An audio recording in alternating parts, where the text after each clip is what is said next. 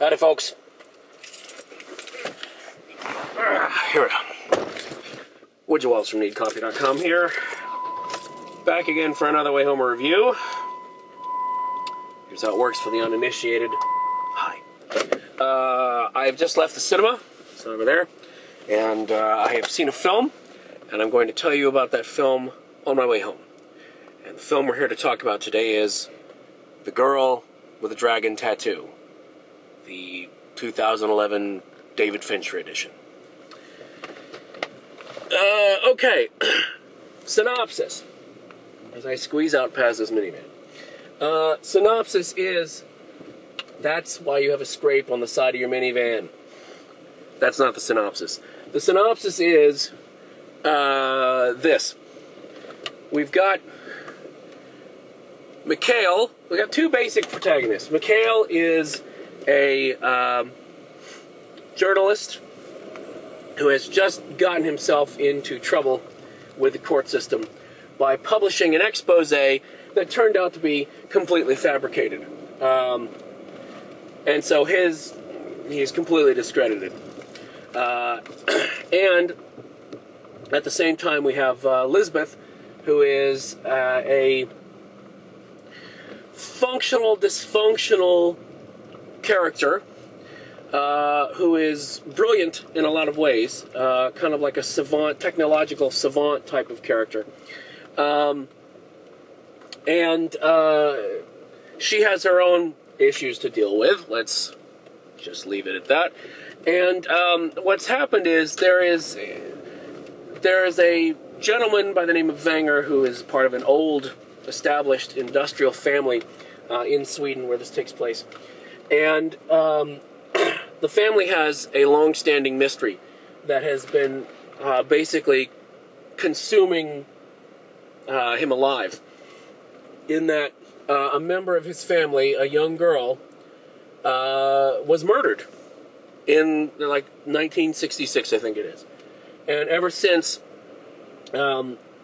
he gets reminders from he thinks is the killer, the girl's killer, every year, sort of taunting him. And so he's never been able to let it rest. And so he takes this opportunity to bring Mikhail in to say, listen, you're good at what you do.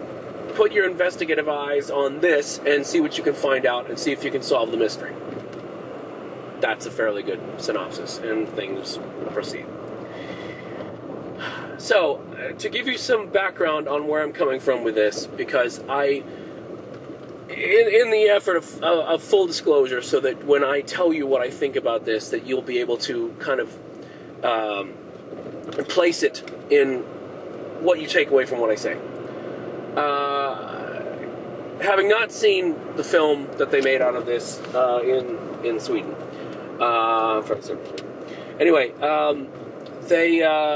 I did actually listen to the audiobook because I don't have time to read live books anymore.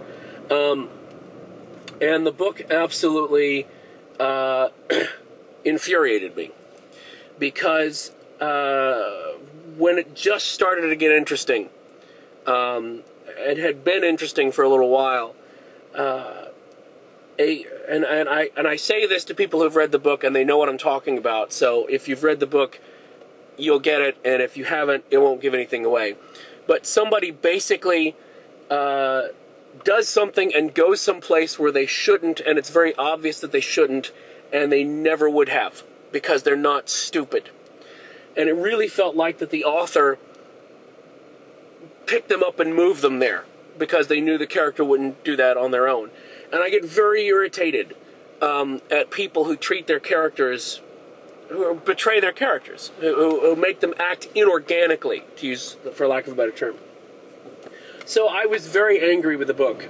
So much so, I haven't bothered with the second and third ones, because I was just so pissed off. And so I was afraid going into this that the same thing would happen.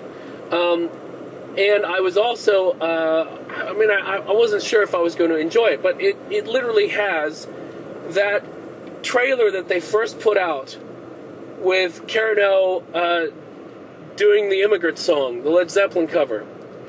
is, in my opinion, the best trailer of the year. I mean, it's just astounding. It's so well cut. I bitch so much about trailers on here. That is the complete opposite end of how to do a trailer. That is fantastic. So that got me intrigued. And of course, I mean, how can you not be intrigued with a cast like Daniel Craig and Christopher Plummer? And also because the character of Lisbeth is so fascinating, I was intrigued to see how Rooney Mara was going to play the part. And, you know, the character of Lisbeth is, and I'm almost assuredly not the first person to make this connection, but she seems like the next step in the evolution of basically Molly from William Gibson's Neuromancer. And by that I mean a very,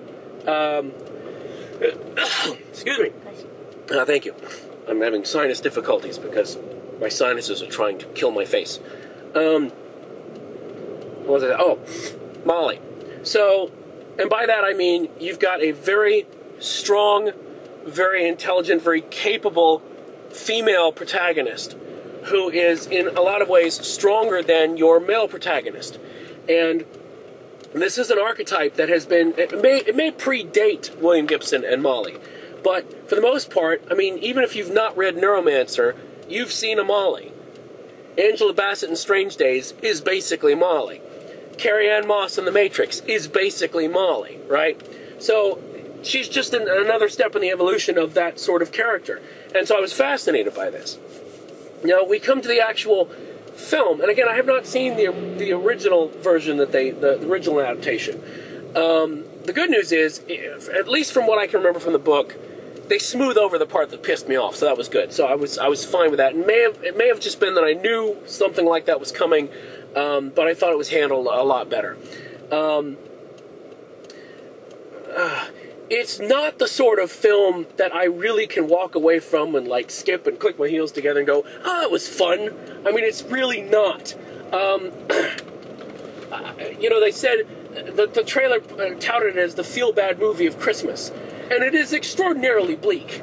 I mean, it's not Requiem for a Dream bleak, but it's on up there, okay?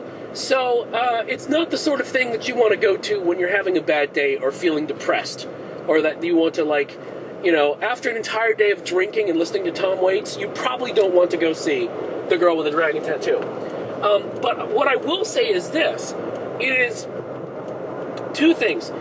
It is remarkably well compressed. And I do have some concerns after checking with my producer and camera wrangler, Thespia, who missed a couple things because there was just so much going on. They had compressed so much from the novel to get it down to under 3 hours of a film that you literally, if you blink, you will probably miss an important piece of information that ties into everything else. So I have some concerns about, I don't know if I was following the film better because I had seen, you know, because I listened to the audiobook, or what, or because I just knew what to look for on the screen, because there's a lot of information. So I have a concern about that I can't, because I can't come into it from a standpoint of someone who has not read the book or listened to the audiobook. I can't really approach it from that point. So I have a concern there that please note. But I will say that it is very well crafted. And I say that with an odd tone in my voice because it's just, again, because it's not the film that you enjoy or even walk from going, wow, I really would like to see that again. Those are the films that are hard to talk about and hard to recommend to somebody because there's a lot of really disturbing stuff in this film. I mean, like, really disturbing. And, you know, not all of it's shown on camera. Some of it's just mentioned in passing. And because Fincher's a really great director, he knows that you don't have to show everything. Now, he shows a lot, but he doesn't show everything. And that's good, because that's somehow worse, you know what I mean? Which a lot of directors have forgotten. So one of the things I do respect is it is extremely well crafted, and the other thing is because there's so much information, Fincher never talks down to you as an audience member. Fincher sets the rules of the game and wants you to play the game, and just comes to the table thinking you're going to be able to play this game. So that being said, it's a complicated film that, again, light entertainment, no. But if you want to go and get engaged and be prepared to pay the mental cost, I guess, of getting engaged with something so disturbing, it can pay off for you. Now, part of that is due to, like I said, they did manage to adapt it and compress it very well and keep a lot of stuff from the books. I mean, I was really surprised that, really, we're keeping this in? Wow. I mean, not from the standpoint of just for time purposes. I mean, you expect things to get cut. Because honestly, this is the sort of book that you read and you just go, this really needs to be like a 10-part miniseries on HBO or something.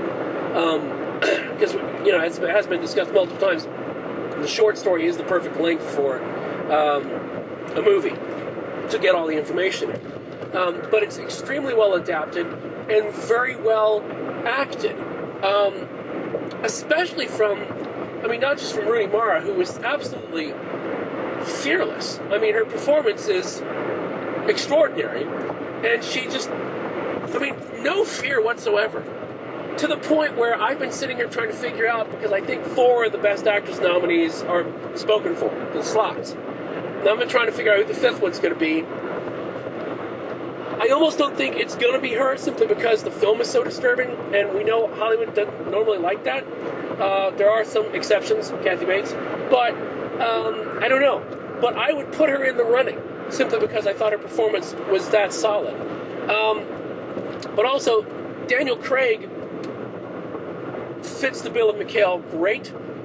The supporting cast of Christopher Plummer and Jolie Richardson and the entire supporting cast was quite good and brought the book to life quite well.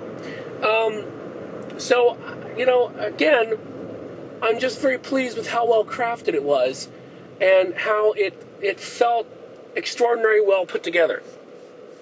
And I think it fixed my problem that I had with the book. So I'm pleased that I saw it. I think that it will probably get up for Best Picture, but as we all know, there's 10 slots, so that's meaningless. It'll probably be up for Best Musical Score, and I don't know what the standing is like for Adapted Screenplay, but it's definitely in the running for that. It depends on what kind of year it is. I haven't been really paying attention to what all the other contenders are. But what I would say is this. If you read the book and you enjoyed it, you will probably enjoy the film. If nothing I have said deters you from seeing the film, you'll probably like the film. As much as one can like, a disturbing film like this. Again, you don't enjoy it. You may like it, but you don't enjoy it. And you might not want to watch it again. Anyway, so I would say it's definitely worth a matinee. I would say if you're going to see it, you should probably see it soon. I think I was looking at the release schedule as we go into January, and it's going to be a very full 2012. So if you want to see it on the big screen, which I think it might be worth doing for a matinee, again, if it appeals to you, do so in the next couple weeks, because I think they're basically holding it in cinemas to try to let all the interested, Oscar people see it, for the reasons that I was talking about, because it might be nominated for various and sundry things. As far as a cup rating goes, I would say it's probably a solid 4 out of 5, based on, again, how well put together it was and the performances. And I think that there are certain things that were wrinkles in the film, but they ironed the book as well as they could. That's probably the best way of handling that metaphor. So there you go. The Girl with the Dragon Tattoo, 4 out of 5. And again, catch a matinee if you can. But there's lots of films I would put out in front of that if you're still catching up. For God's sake, go see Hugo first. Not just because it's brighter and happier and there's less snow in it, but because it's something worth seeing on the big screen. Whereas this, if you absolutely had to, if you are watching your budget and you wanted to catch this later on DVD or Blu-ray, it wouldn't lose that much. It's not a huge screen film. There you go. I'll stop talking. So thank you for watching. Again, if you like these things, please come and stumble it. If you share it on Facebook, whether you're doing that through the site or through YouTube. And of course, you can come to neatcoffee.com if you're watching this on YouTube and see all the other insanity that we have in store for you that is there. So there you go. We're going to catch up on a lot of films because a lot of things that are limited release, I'm looking at you, Tinker Tailor, are next on my list. So watch the space. We'll see you soon. Thanks for watching. Bye.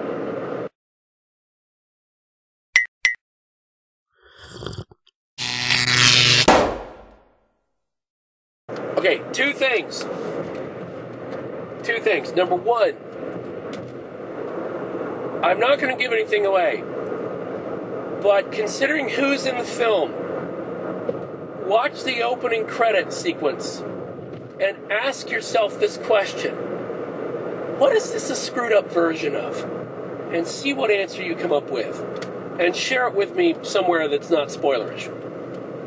The second thing was, as my producer pointed out, we just want to make clear, that scratch in the minivan in the beginning, I didn't do that. That was already there. In fact, the minivan pulled in while we were in the movie. So that scratch wasn't me.